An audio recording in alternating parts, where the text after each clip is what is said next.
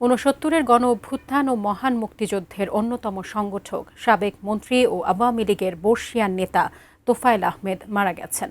আজ দুপুর 2টায় ভোলা সরকারি স্কুল মাঠে তার দ্বিতীয় জানাজা নামাজ অনুষ্ঠিত হবে। সেখান থেকে বিস্তারিত জানাচ্ছেন প্রতিনিধি মোহাম্মদ মহিউদ্দিন। ধন্যবাদ আপনাকে।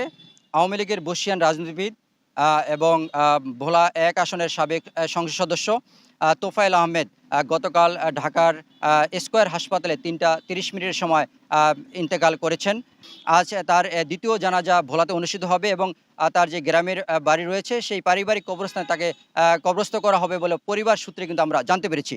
তো আমি এই মুহূর্তে আছি ভোলার সরকারি স্কুলের মাঠে। আপনারা জানেন যে এই সরকারি স্কুলের মাঠে তার যে মরদেহ কিন্তু হেলিকপ্টার যোগে ভোলাতে আনা হবে এবং আজ জোহর নামাজের পরে ২টায় কিন্তু এই মাঠেই তার দ্বিতীয় জানাজা অনুষ্ঠিত হবে বলেও আমরা জানতে পেরেছি। তাই এই মাঠের যেই জানাজা অনুষ্ঠান হওয়ার জন্য পূর্ব মুহূর্তে তারা এখানে কিন্তু মাঠের প্রস্তুতি নিয়ে রেখেছেন বলেও আমরা কিন্তু দেখতে পাচ্ছি।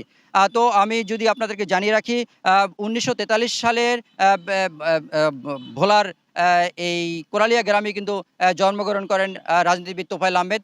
তার শৈশব এবং কৈশোর কিন্তু এই গ্রামে কেটেছে। একসময় কিন্তু সে ছাত্র জীবনে ছাত্রলীগের সাথে সম্পৃক্ত হয়েছেন এবং ঢাকা বিশ্ববিদ্যালয়ের ভিপি ছিলেন। সে দীর্ঘদিন ধরে কিন্তু ভোলা ১ এবং ২ আসনের কিন্তু ৯ বারের সংসদ সদস্য নির্বাচিত হয়েছেন। পারিবারিক যে কবরস্থান রয়েছে সেখানে কিন্তু তাকে দাফন করা হবে এবং সেই দাফনের জন্য তার সম্পূর্ণ প্রস্তুতি তারা নিচ্ছেন এবং দাফন করার জন্য সেখানে কিন্তু তার কবর খনন করা হচ্ছে বলে কিন্তু আমরা জানতে পেরেছি। তো এই ছিল আমার কাছে ভোলার সরকারি স্কুলের মাঠ থেকে সর্বশেষ তথ্য।